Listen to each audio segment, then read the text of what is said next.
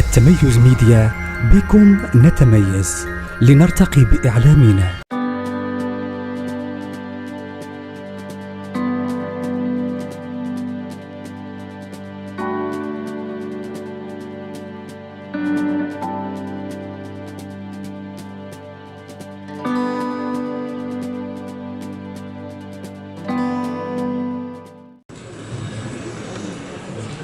Merci.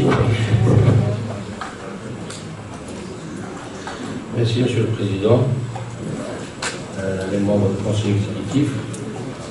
Donc, je tiens tout d'abord à remercier Monsieur le Dr Agad, Monsieur Olba, Monsieur Philippe, et Monsieur Warma, Monsieur le candidat de la CID, pour des relations étroites que nous maintenons avec la CID, de vos relations. Les autres membres également de la CID, chacun avec son nom et sa fonction. Et on aura l'occasion de se connaître de près quand on organise de plus en plus des réunions en présentiel. Et on va procéder à des échanges qui sont fructueux dans le domaine de les interventions de la CID. Également, je remercie vivement Sa Majesté le Roi, que Dieu l'assiste, qui a bien honoré cette conférence de son patronage et du soutien et de l'assistance du gouvernement marocain à la tenue de cette 5e conférence africaine sur la gestion des eaux et de l'irrigation. Également, je tiens à remercier également du comité marocain, Dr Mortali, Ben Moussa, et M. Emel et M. le secrétaire général des efforts qu'ils ont faits pour la réussite de cet événement.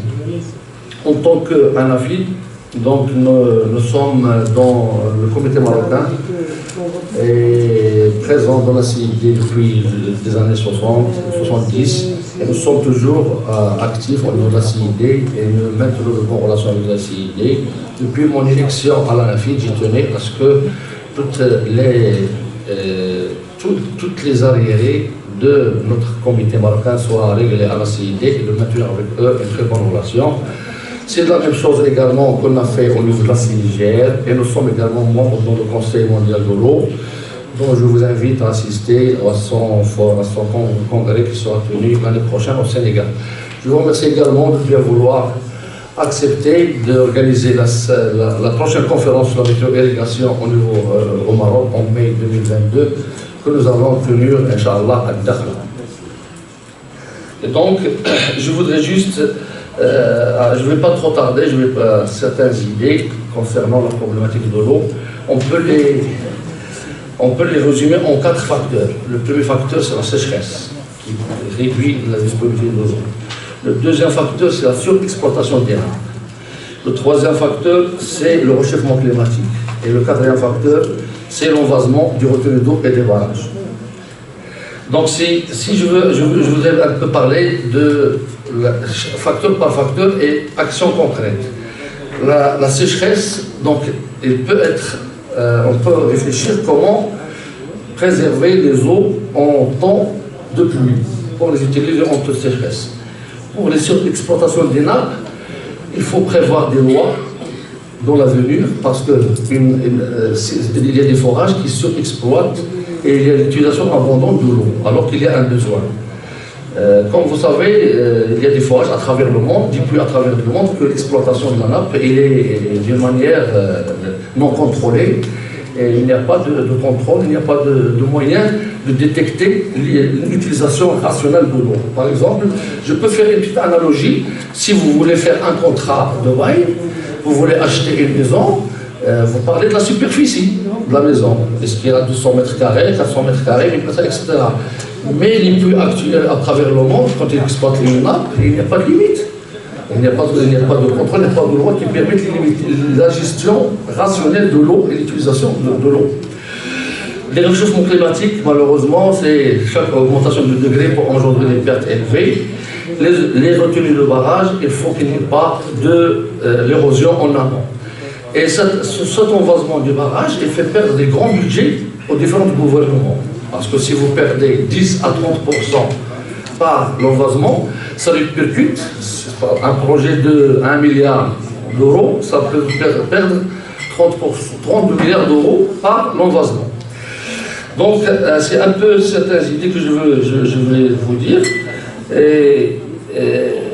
Parmi les actions, les solutions alternatives, au Maroc, nous avons 2 grands projets. L'un, il va être tout de suite utilisable, c'est la station de dessalement de Gadir, qui va produire 400 000 m3 par jour. Et l'autre, c'est Ad-Dakhla, en cours d'études et de réalisation.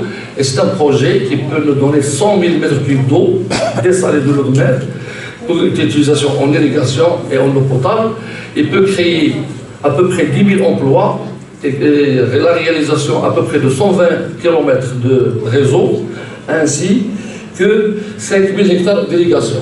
Au niveau du sud du Maroc, du Sahara marocain, de toute façon, même si c'est un climat sèche, on peut faire de l'irrigation au sud du Maroc. Par l'occasion, l'investissement au sud du Maroc il est possible. Il y a l'accessibilité des infrastructures, il y a la voie express qui lie Agadir, à Lyon et à Dakhla. Il y a beaucoup d'opportunités d'investissement dans le sud du Maroc.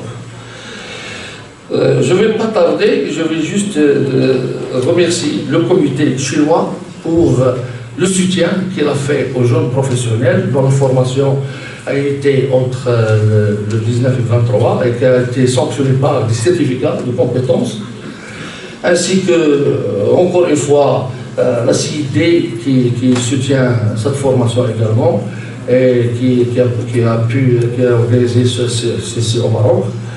Et donc, je termine par des chiffres, 3 chiffres. La planète est composée de 70% d'eau, 2,5% accessible et douce, et seulement 0,5% qui est utilisable par l'homme. Et je vous remercie.